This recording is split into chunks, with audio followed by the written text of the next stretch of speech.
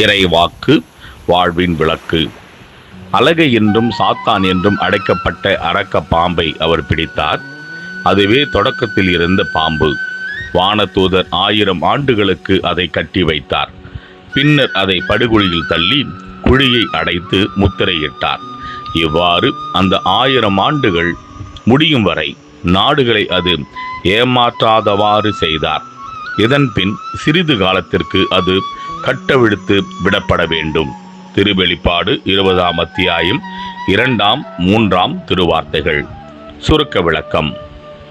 ஆதி முதல் இருந்த அலகை ஆகிய பாம்பு ஊழியத்தின் தொடக்கத்தில் ஆண்டவர் இயேசுவை ஏமாற்ற முயற்சித்த சாத்தானாகிய பாம்பு இன்றைக்கும் நீதிக்கு எதிராக செயல்படவும் பேச்சாலும் நடிப்பாலும் பிறரை ஏமாற்றி நம்மையும் அவ்வாறே தூண்டுகின்ற சாத்தானாகிய பாம்பு ஆண்டவரால் அடைக்கப்பட்டு முத்திரை இடப்படுகிறது.